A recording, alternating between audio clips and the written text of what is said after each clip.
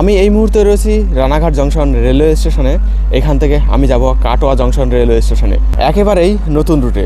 Finally পৌঁছে গেছি কাটোয়াতে। এখন এইভাবে আসা মানে শুধুমাত্র সময় নষ্ট, তাছাড়া আর কিছুই না। আমি শুধু এক্সপেরিমেন্ট করার জন্য এই জার্নিটা করলাম। আপনারা প্লিজ এই মুহূর্তে এটা ট্রাই করতে যাবেন না। এটা তখনই কার্যকর হবে যদি নবদ্বীপ রেলওয়ে ব্রিজ চালু হয়।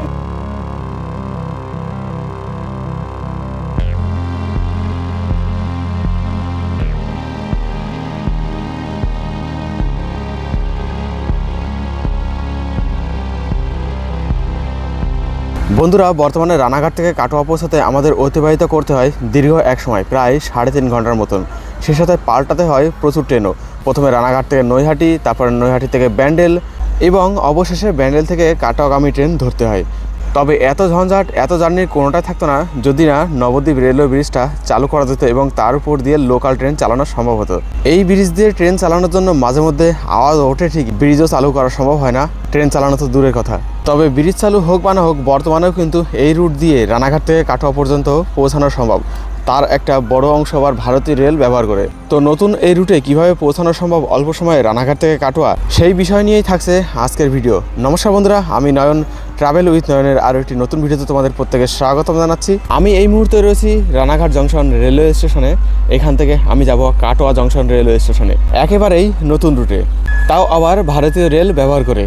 তো এর জন্য প্রথমে আমাকে ধরতে হবে রানাঘাট থেকে আমঘাটাগামী ট্রেন। হ্যাঁ, কৃষ্ণনগর থেকে নবদ্বীপের রেল রুটে যে আমঘাটা হল্ট রেলওয়ে স্টেশন রয়েছে, ওই পর্যন্তই আমি রানাঘাট থেকে ভারতীয় রেল ইউজ করে যাব এবং তারপরে কীভাবে যাচ্ছি সেটাও তোমাদেরকে দেখাবো। তো চলো প্রথমে আমঘাটাগামী ট্রেনে উঠে পড়া যাক। সময় এখন 5টা 57। রানাঘাট জংশন রেলওয়ে স্টেশনের 1 নম্বর প্ল্যাটফর্মে দিচ্ছে 31723। রানাঘাট কৃষ্ণনগর সিটি লোকাল এই ট্রেনেই কৃষ্ণনগর থেকে চলে যাবে আমঘাটার দিকে। আমার রানাঘাট থেকে প্রথম জার্নি হবে এই ট্রেনেই। ট্রেনে বসে পড়েছি। আমাদের এই ট্রেন ছাড়বে 6টা 5-এ রানাঘাট থেকে কৃষ্ণনগরের উদ্দেশ্যে। কৃষ্ণনগর থেকে আমঘাটার 3টি ট্রেন রয়েছে। এই যে দেখতেই পাচ্ছ কৃষ্ণনগর থেকে আমঘাটার ট্রেনের টাইম টেবিল, যে টাইমে ট্রেনগুলি ছাড়ে তার টাইম দেখতে পাচ্ছ। সকাল 6টা 35-এ কৃষ্ণনগর থেকে, দুপুর 1:30টায় কৃষ্ণনগর থেকে এবং রাত্রি 9টা 15-এ কৃষ্ণনগর থেকে। আর আমি যেহেতু রানাঘাটে রয়েছি, এখান থেকে কিন্তু সকালের ট্রেনটার টাইম সকাল 6টা 5-এই। সময় হলো 6টা 5। রানাঘাট জংশন রেলওয়ে স্টেশন থেকে ছেড়ে দিল আমাদের ট্রেন।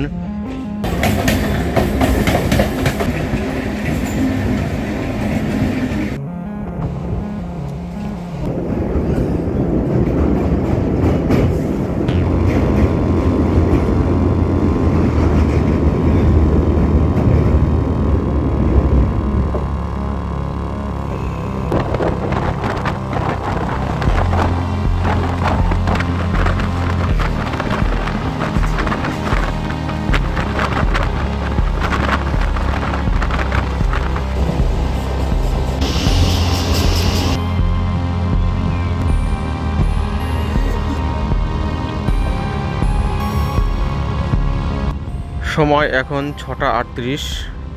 আমাদের ট্রেন পৌঁছে গেছে কৃষ্ণনগর সিটি জংশন রেলওয়ে স্টেশনে 4 নম্বর প্ল্যাটফর্মে।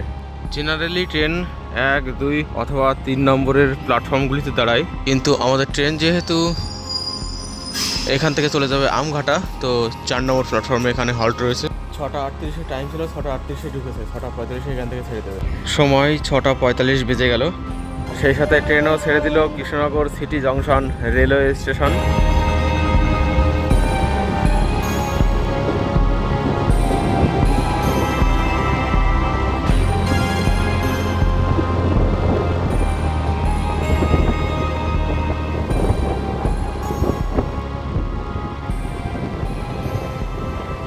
তো Krishnanagar city junction railway station থেকে আমাদের ট্রেন ছেড়ে দিয়েছে আমঘাটা হল্ট রেলওয়ে স্টেশনের উদ্দেশ্যে। কৃষ্ণনগর থেকে মাত্র 8 কিলোমিটার দূরত্বের এই হল্ট রেলওয়ে স্টেশন। দেখতে পাচ্ছ এরকম সুন্দর দৃশ্যের সাথেই কিন্তু আমরা এগিয়ে চলেছি। সামনে রয়েছে NH-12। এই হচ্ছে NH-12। মজার ব্যাপার হলো এখানে নিচে কিন্তু কোনো রকম কোনো লেভেল ক্রসিং নেই, যার জন্য ট্রেন এখানে একেবারে স্লো হয়ে যায়। এই দেখো, এখানে রাস্তা তো রয়েছে, তবে রাস্তায় কিন্তু কোনো রকম লেভেল ক্রসিং দেওয়া নেই। তো এরপর থেকে প্রচুর পরিমাণে টার্ন নিতে নিতে আমাদের ট্রেন পৌঁছাবে আমঘাটা হল্ট রেলওয়ে স্টেশনে। তোমরা বিষয়টিকে উপভোগ করতে থাকো এবার।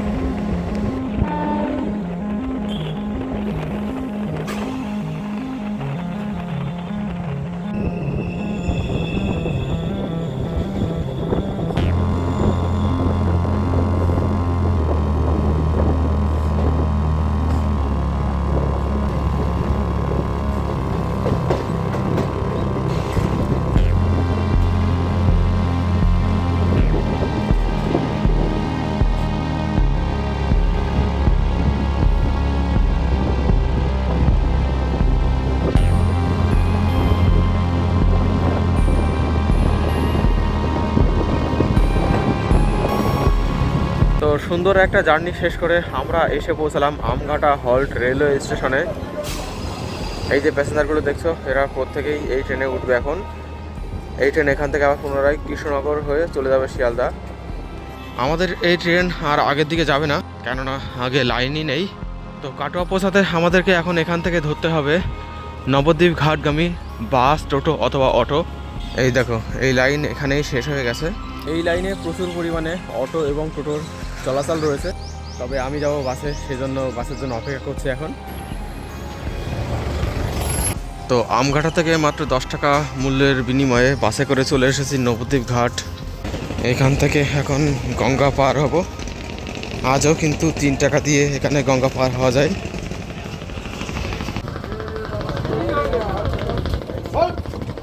নবদ্বীপ স্বরূপগঞ্জ ফেরিঘাট।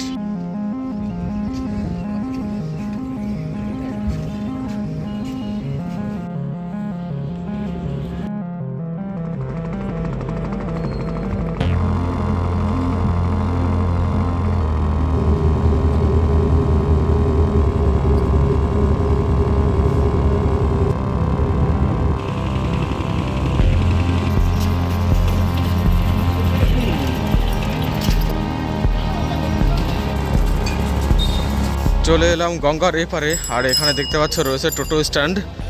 এই টোটো স্ট্যান্ড থেকে আমাকে এখন এখান থেকে যেতে হবে বিষ্ণুপ্রিয়া হল্ট অথবা নবদ্বীপ ধাম রেলওয়ে স্টেশনে।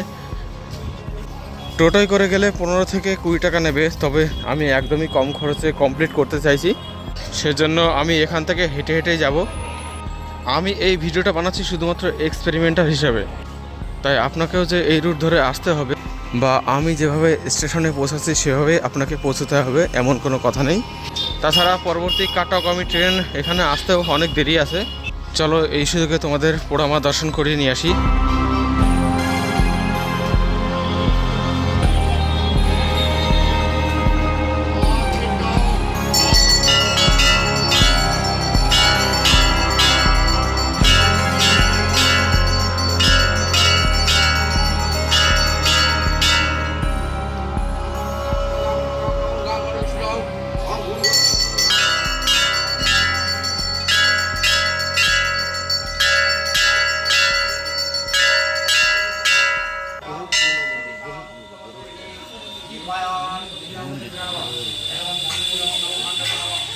আর সেই সাথে এটাও ঠিক করলাম যে নবদ্বীপ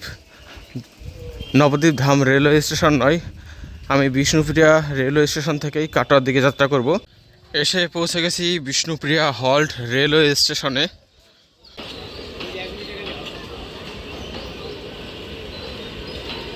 সেই সাথে নিয়ে নিলাম এখান থেকে কাটোয়া যাওয়ার টিকিটও, মাত্র 10 টাকা ভাড়া এই বিষ্ণুপ্রিয়া হল্ট থেকে কাটোয়া পর্যন্ত। এখানে আমাকে প্রায় 1 ঘন্টার উপরে ওয়েট করতে হয়েছে নবদ্বীপের গঙ্গার ঘাট থেকে এই পর্যন্ত হেঁটে আসার পরেও। আর মিনিট 20 মধ্যে চলে আসবে বিষ্ণুপ্রিয়া হল্টে হাওড়া কাটোয়া লোকাল। এবার তারই অপেক্ষা করা যাক।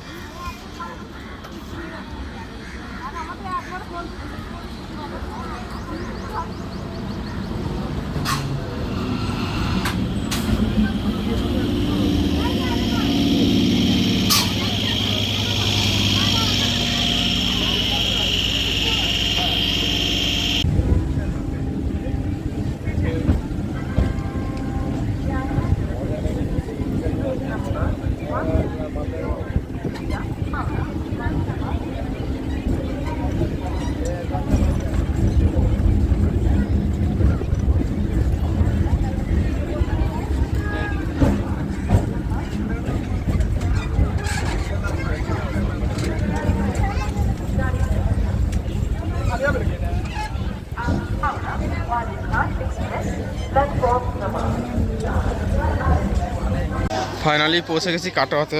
এখন সময় বাজে 10:41।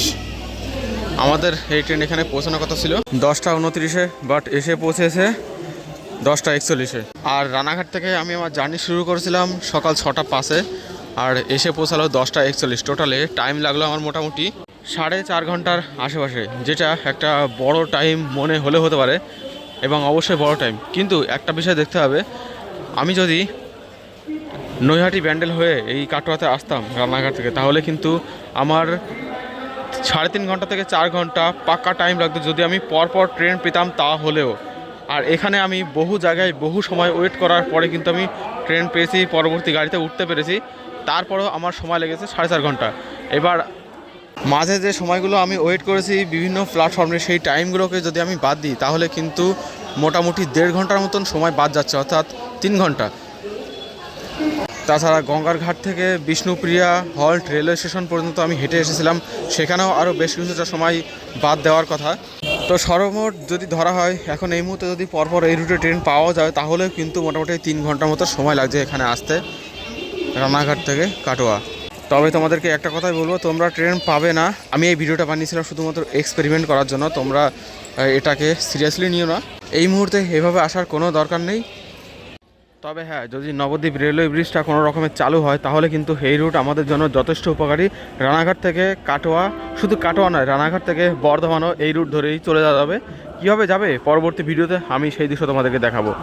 আজকের ভিডিও শেষ করছি এখানে। কেমন লেগেছে কমেন্ট করে কমেন্ট বক্সে জানাতে পারো। ভালো লাগলে লাইক, শেয়ার এবং চ্যানেলে প্রথমবার আসলে অবশ্যই চ্যানেলটিকে সাবস্ক্রাইব করে দেবে। দেখা হচ্ছে পরবর্তী ভিডিওতে। ততক্ষণ ভালো থাকবেন, সুস্থ থাকবেন। জয় হিন্দ, বন্দে মাতরম, জয় ভারত।